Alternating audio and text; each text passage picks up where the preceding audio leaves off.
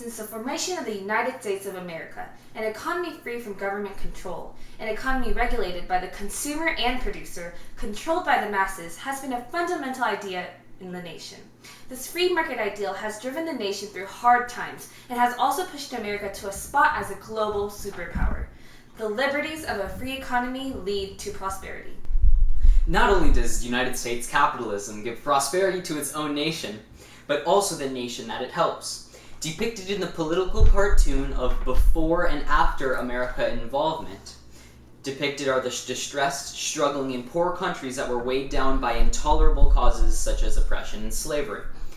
The lack of economic freedom caused the states to be stagnated. A before and after is shown of the countries, what countries were like without United States assistance, and the wealth the countries accumulated due to the help of the United States capitalism system. The artist deliberately juxtaposes the destitute antecedent with the subsequent affluence of the two countries as revealed by the hunchback, tattered personas of the former nations, and the elegant and refined attire and stature after help from the United States.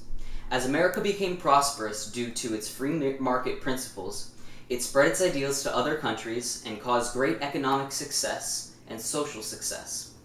Economic freedom leads to affluence not only in America, but wherever this American belief travels. In the documentary Heartland, as transportation across the West was difficult, America embarked on the construction of the Transcontinental Railroad in order to cut travel time from 6 months to 6 weeks from coast to coast. These railroad corporations profited greatly, as they used cheap and dispensable foreign labor and received massive land payments from the government. As America expanded west, pioneers went across the Great Plains, taking advantage of the large land grants available to them and building settlements.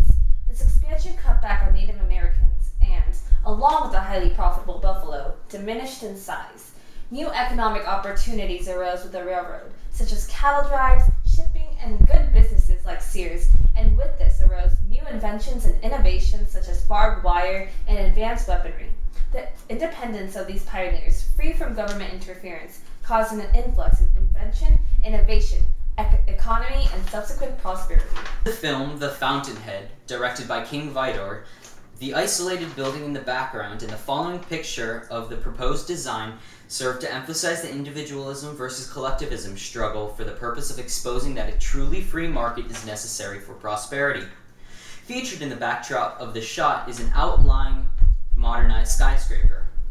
Unlike its surrounding buildings, it doesn't utilize classical architecture styles that were eminent in the 20th century. The standalone portrayal hints at the independence that modern architects have due to their individuality. A notable feature in the shot is the position of Gale Winnard. As he knocks down the poster, he faces not towards the businessman, but rather slightly right of him, towards that lone building. This reflects Winnard's inner beliefs and also provides an explanation for his actions as he is opposed to this collective ideal and seeks for new standards of buildings. In addition, Winnard knocks over a poster board displaying the proposed design for the skyscraper, which serves as a representation of the failure of collective thought. As arbitrary as it might seem, The Fountainhead was written in a time where communism was an influential power. Therefore, one might be able to equate the theme of collectivism versus individualism with the struggle of communism and capitalism. In addition, the solo skyscraper in the background might symbolize the strength of capitalism prevailing in a sea of socialism and communism. The poster board knocking over symbolizes a failure of communism and the prosperity of capitalism. The freedom expressed through individuality gives prosperity. Although some may point out the failures of capitalism and how it led the nation into times of despair such as the Great Depression, and further say how socialist reforms and government involvement in the economy under FDR led to its recovery, a capitalist free market economy creates personal motivation and competition to reach wealth, which creates an endless cycle of innovation and invention which drives the wheels of prosperity. A free economy leads to prosperity.